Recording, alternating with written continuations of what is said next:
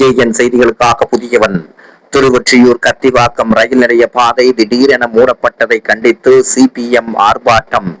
Chennai June 3 Thiruvottiyur Kathivakkam ரயில் நிலைய பாதையை எந்தவித முன் அறிவிப்புமின்றி இரவோடு இரவாக மூடிய ரயில்வே நிர்வாகத்தின் மக்கள் விரோத போக்கை கண்டித்து மார்க்சிஸ்ட் கம்யூனிஸ்ட் கட்சியின் திருவொற்றியூர் வடக்கு பகுதி குழு சார்பில் ஆர்ப்பாட்டம் நடைபெற்றது. இதில் வடசென்னை மாவட்ட செயலாளர் M ராமகிருஷ்ணன் கலந்து கொண்டு பேசுகையில், கத்திவாக்கம் ரயில் நிலையம், அசோக் லேலாண்ட் மற்றும் எண்ணூர் பவுண்டரி ஆகிய நிறுவனங்களில் பணிபுரியும் 3000க்கும் மேற்பட்ட தொழிலாளர்கள், ஊழியர்கள் மற்றும் அப்பகுதி பொதுமக்கள் தங்களின் அன்றாட தேவைக்காக தினசரி பயன்படுத்தி வருகின்றனர். நிலைமை இவ்வாறு இருக்க, கடந்த மே 22 அன்று ரயில்வே நிர்வாகம் பொதுமக்களிடம் எந்த கருத்தும் கேட்காமல் இரவோடு இரவாக ரயில்வே பாதையை இருபுறமும் அடைத்துள்ளனர்.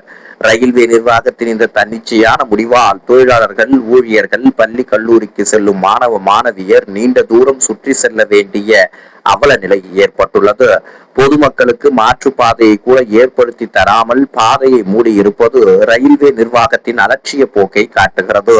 எனவே பொதுமக்களின் கோரிக்கையை ஏற்று உடனடியாக அடைக்கப்பட்ட கத்திவாக்கம் ரயில் நிலைய பாதையை தற்காலிகமாக திறந்து மக்கள் பயன்பாட்டிற்கு கொண்டு வர வேண்டும்.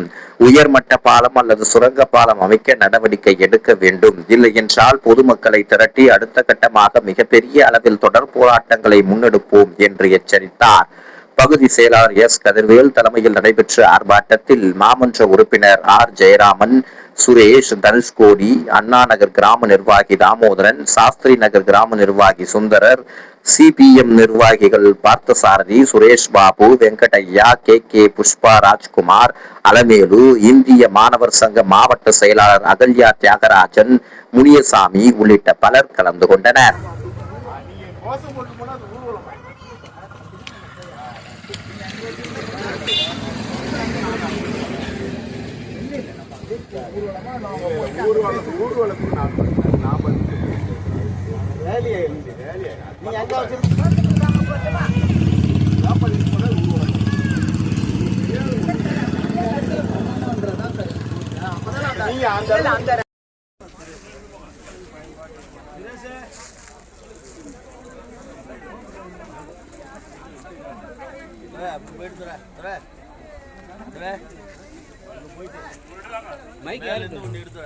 மைக்